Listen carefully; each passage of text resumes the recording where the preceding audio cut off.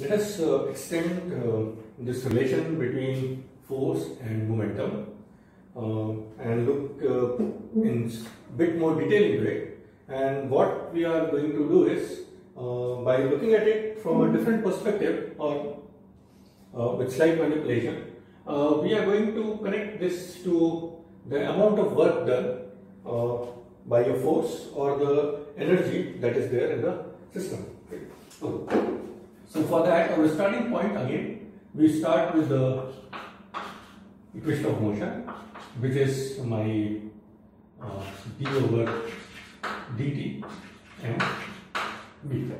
So let's say this is the equation of motion for arbitrary system. And now, again, following our previous discussion, what I will say is, this is the equation of motion either for a particle or for the center of mass of a composite system. Okay, so let us take, let me take the usual coordinate system x, y, and z with some origin, and let us say this particle or the center of mass moves arbitrarily on this one under the influence of force. So let's take something like this. Let's say this is the arbitrary path that I am considering, and what we are interested in is looking at its motion from point A to point B, which are then characterized by our instantaneous position vectors RA and RB. Okay, and let's say we start with, at this point there is a force acting on this one, and I'll again take an arbitrary force. So let's say in this direction a force is acting, right? And again this force in turn could have dependence on the position vector itself, right? So it need not be a constant or a uniform force, it's an arbitrary force. So that way I'll just modify my equation here slightly, just to include some more information into it. So now this is the system. System is going from point A to point B, right? And let's start with point A. So at that instant, its position vector is RA, it is getting acted by a force Fr.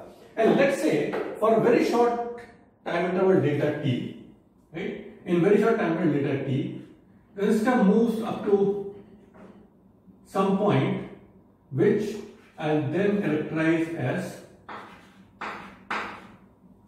by amount delta r, right? So delta r is also a vector, and that simply characterizes the motion of the system from point A to some other point, intermediate point, in short time interval delta t.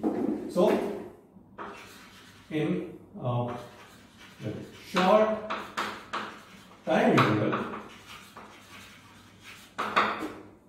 delta t, if the system goes to here, then let's find out, well, we know that we can find out the work done. So let's find out this quantity, which now we are going to define as, so force dot this delta of r, right, which is in short time interval delta t, and this is then going to be equal to d over dt. So basically, mathematically what we have done is we have taken a dot product of this force with the displacement, short displacement vector delta r. So d over dt mv dot delta r. We can simply write it out. So mathematically there is no problem understanding this equation. And now we'll solve it further. So since we are saying that the time interval is very, very short, I can also say that in this short time interval where it's making a very small displacement delta r, let's say the velocity, although the system is being acted upon by a force, however, since the time interval is very, very short, we will say that the instantaneous velocity at that point, in that small amount of motion, is constant, right? So it still comes from this assumption. So in that case, so let's say if delta t is tending to 0, then I can write down this delta r as delta t, right, v delta t, and then I can put this back into my solution. So dot delta r is equal to then m, I will take out. So again, we are doing all the analysis considering that mass is a constant, d over dt, v dot, and now instead of delta r vector, we will replace it by v delta t. Why we have done this? Because now we can identify this part, it's dv over dt dot v, right? So this is something similar to what we did in when we started our discussion with vectors, that d over, well, let's say dt of a square, where a square is the, well, not actually a square, let us say a dot a, which then gives us a square, is basically 2a dot dA over dt, right? And this is nothing but a square. So using that, we can modify this here, and we can write it down as m over half d over dt of v square. So now this is not a vector, right? And simply delta t. There is no dot product now, which is okay, because now since on the right hand side there are no vector quantities, there is just a pure scalar, and on the left hand side f dot delta r is also a scalar quantity, it's a dot product, right? So we can now write down f of r, mind you this r is a vector r is equal to this. So we can write down like this, and now, so this was for a small displacement delta r, and what we can do is we can construct the entire path going from A to B, right? This whatever arbitrary path is there, by taking small delta r displacement like this. So in very, very short time interval, such that our analysis here remains valid for very, very short time intervals, and then all we can do is we can sum up all these paths to construct our actual path. So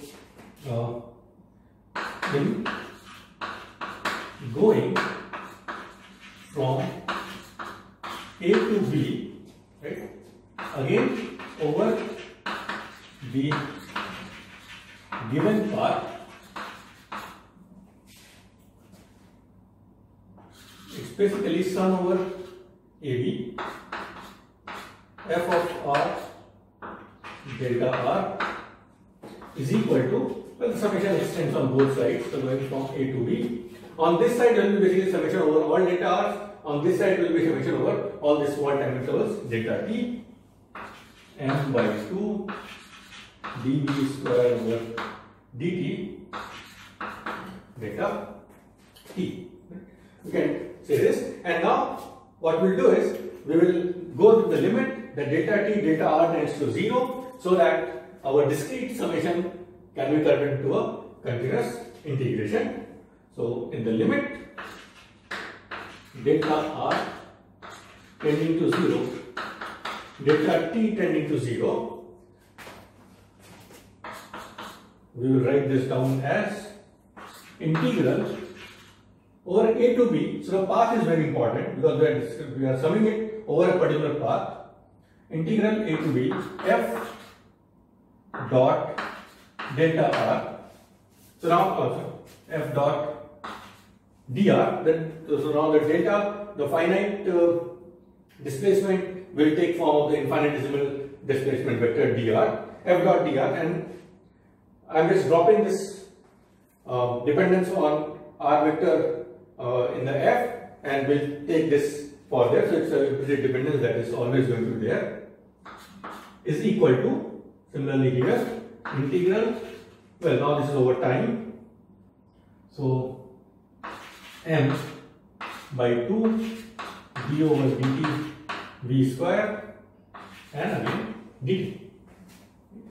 Solving this is straightforward. It's a time integral of a time derivative, so it gives you the exact same function. So this will be then half m v b square minus half m v a square, where vb is the velocity vector at position b, va is the velocity vector at position a. However, in functional form, VB and V are treated as scalars in terms of VA square and VB square, and this quantity remains as it is. So FAB F dot dr. Okay.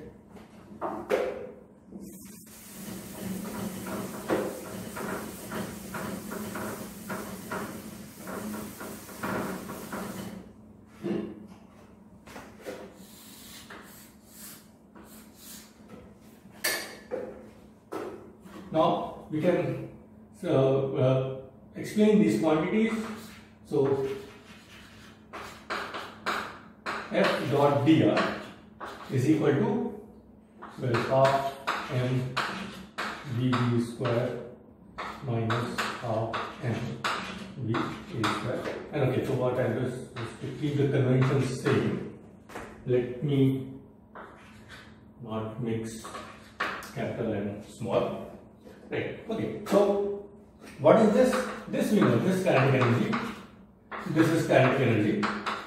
So the right hand side is simply a difference of kinetic energy between point B and point A, and this one here is called a line integral or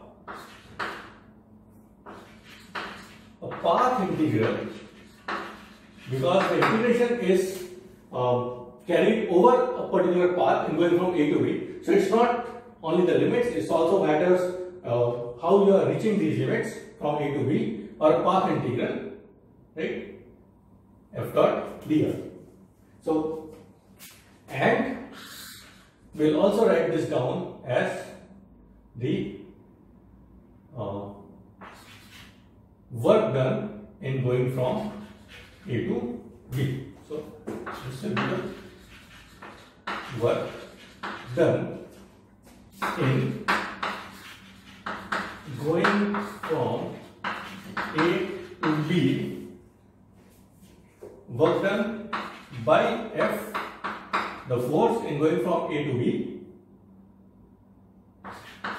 over the given path.